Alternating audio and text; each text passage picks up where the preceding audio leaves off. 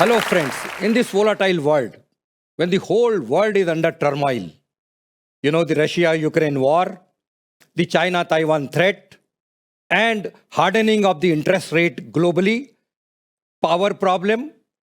So what to do in this kind of situation to take care of your investment, your money? According to me, sit back and think about it.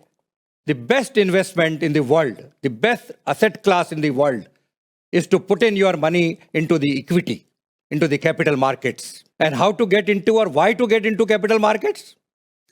Because if you look over the period of 30, 40 years, I think the equity is the best asset class which has given the maximum returns as compared to any other asset class in the world. Look at BSE, Bombay Stock Exchange Sensex in India, which started in 1979 at 100, is today almost near to 60,000. So 100 rupee has become 60,000 rupees. In how many years? Just about 43 years. Similar story is of the NSE Nifty, which started in 1995 at 1,000. Today it is 17,000. So this is the region that you should get into the capital market. Now, how to get into the capital market? How to invest your money into the equities mainly? When I say capital market, I'm meaning and keeping it limited to only equity investment. There are two ways by which you can put in your money into the equity. One is you open an account with any mutual fund, either through systematic investment planning, which is known as SIP, where you put in money regularly month after month and a fixed amount which has been decided, or you take the position in any of the funds of those mutual funds, those schemes which are there. The other way is open your demat account where the shares are lodged in a dematerialized electronic format and start the trading. Is it the right time to get into the capital market, to get into the equity market? So my dear friends, every time is a right time to enter and right time to exit. That's why it is called as market.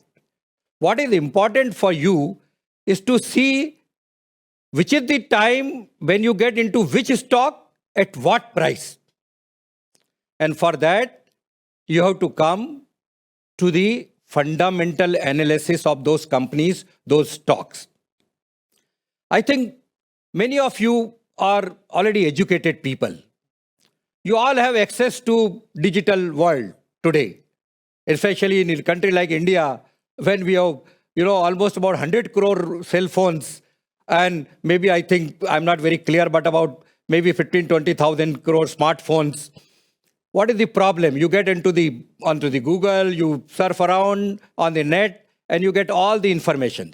So what you should look at on the fundamental fronts in a company or in a stock, most important point is the promoters. Who are the promoters of this company? Most of the companies are promoter-driven companies. Very few are today which are totally professionally managed. In that case, let us see who are the professionals who are governing these companies.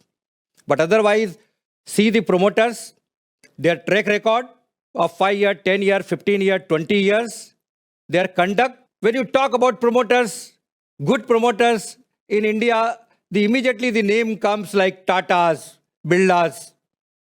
I mean, they were never failed their investors or the companies. So look at the promoter, study their background. This is very, very important.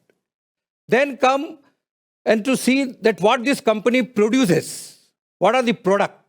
Whether the product has sustainability for its demand, or it has a major threat of substitute, or over the period in last 10, 20 years, 5 years or 20 years, or maybe next 5, 10 years, 15 years, where do you see the demand of these products? Like see, for example, Asian Paint, that paint of Asian Paint. Now we have been seeing it for last 20, 30, 40 years, that paint is in demand every time because there is a continuous growth. There are going to be always a demand for the paint, and in that brand of Asian Paint. So this is the product which you have to analyze, the promoters which you have to see, and then come to the financial performance of this company. How old are these companies are? at what rate of annual growth they are growing, CAGR, how are the financials, the capital, the net worth, their debt position, are they under leveraged, over leveraged, rightly leveraged? When I say leverage means how much the debt the company has taken. Suppose the net worth of a company is 100 crore and it has taken a debt of 300 crore. See why this debt was required. It was a long gestation project of an infra project or an airline project where it needs more debt, and whether the debt is serviceable, sustainable, or otherwise a normal debt equity of 1.5, 1 to 2 on a 100 crore, 200 crore debt or 150 crore debt is a good amount of a debt which this company can service. So you have to analyze the financials of the company, its track record of paying the dividends, rewarding the shareholders, either by way of issue of bonus shares or by way of declaring the dividends.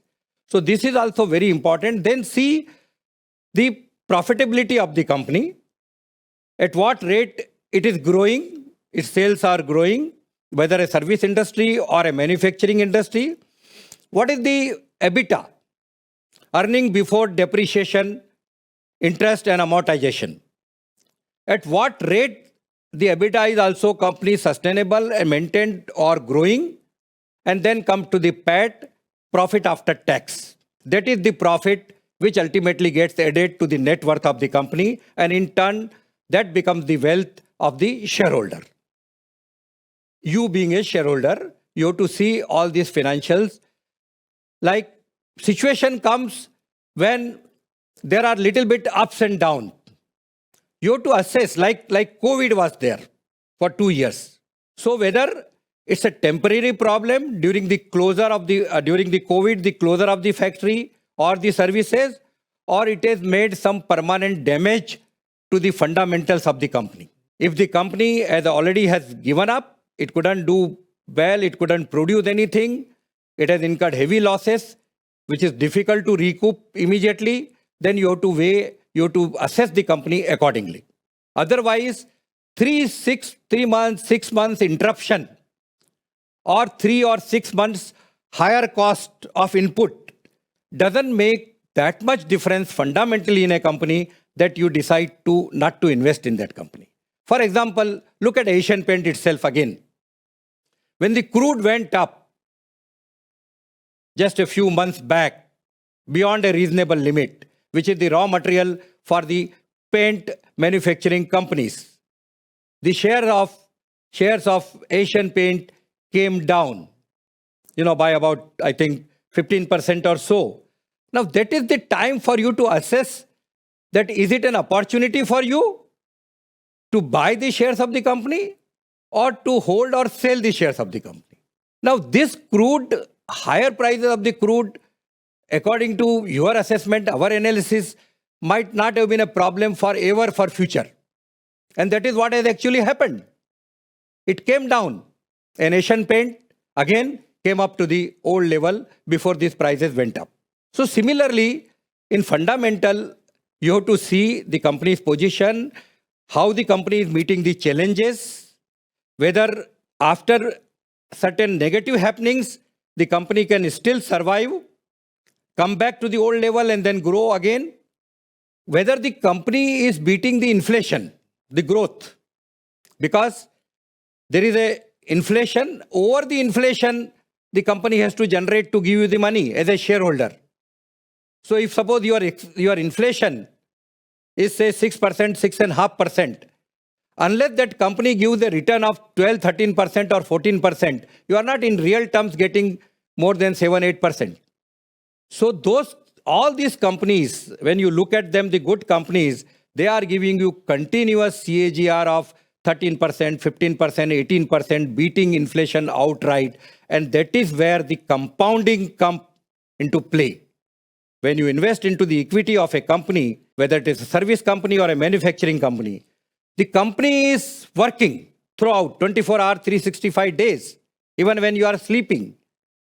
And your money is getting generated over the money which is invested continuous basis with a compounding effect. For example, 52,000 rupees worth of a Royal Enfield mobile, which somebody would have bought in 2003 for 52,000 rupees, has become junk maybe after 5 years, 8 years, 10 years. But instead of that, if somebody would have invested into the shares of Eicher Motors, the manufacturer of Royal Enfield, that time in 2003, I think it would have been by now about 7.5 crore rupees. Just in 19 years, 52,000 rupees becoming 6.5 crores. Look at the share of MRF. If once upon a time, a 500 rupees MRF shares today maybe 85,000 rupees. It's not only some of these good top names. You can select 300 to 400, 500 companies and analyze them, how much growth they have given over the period of time. Look at Page Industries. Just can't even count the multiplications, the kind of return the company has given.